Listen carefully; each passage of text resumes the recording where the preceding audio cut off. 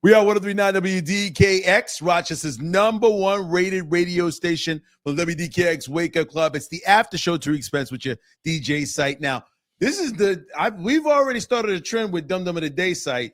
There's been some ones you don't want to give out because the people are too young, but this one is another one from Rochester. Well, yeah. Well, they're from Rochester. It's 3 young ladies from Rochester. They didn't do the crime in Rochester.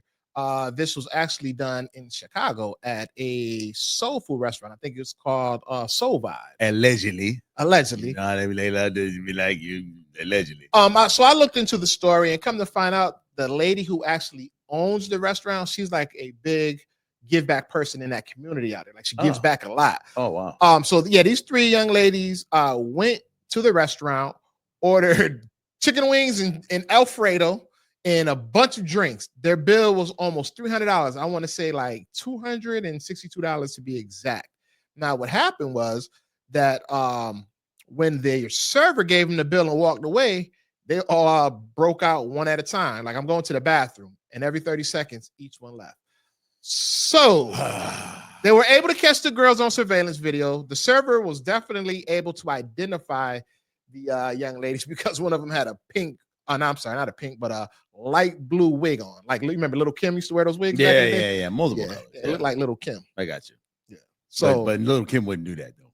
Not that we know of. Not the real Little Kim. Yeah, you know. All right. So they got caught on social media. Yeah, so they haven't, from what I know, the police are still searching for them. They know who they are. It's just a matter of catching them. So in the news report, they didn't release their names because they weren't arrested. But they tagged that they did the Dine and Dash. Well, this is how they got caught. And this is how they know that the girls are from Rochester. Exactly.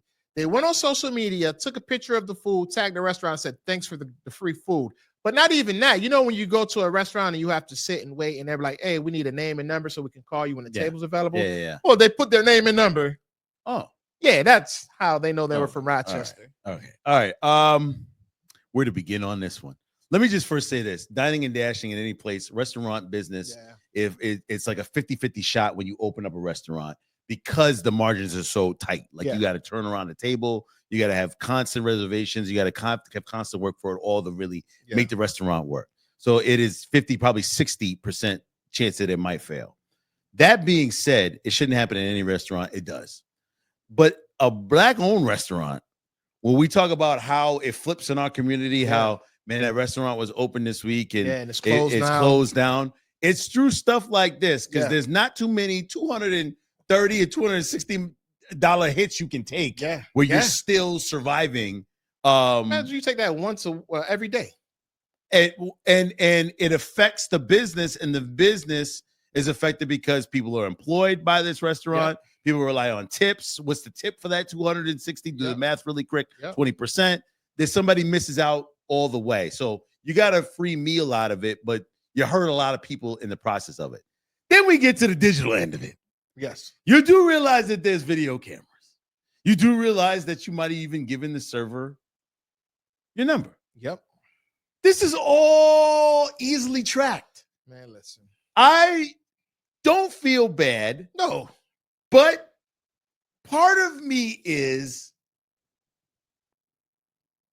I don't know what the penalty is going to be, but you deserve the penalty.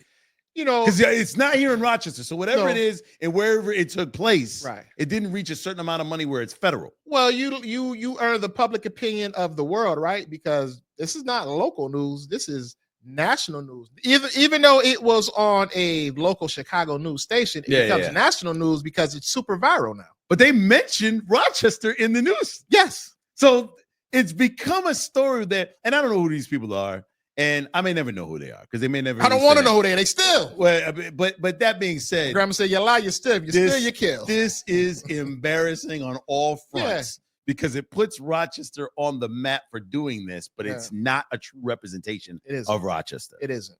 So I feel terrible. There's no real winners in this. This is sort of like when people steal cars in the community, the highly stolen cars in that community.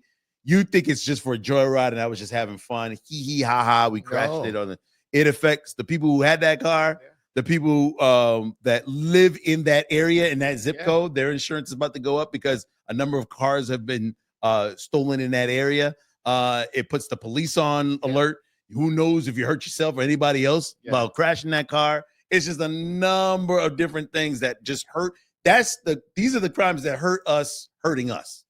No, I mean, listen, if you feel as if you are going out and you don't have money to pay, don't go. And I know everybody's situation is different. Some people do it because they're trying to survive, but clearly, from what I see, and I don't know what these girls have going on in their lives, but what I see, it looked like they weren't doing that to survive. It looked like that was just that's what we do. You know what?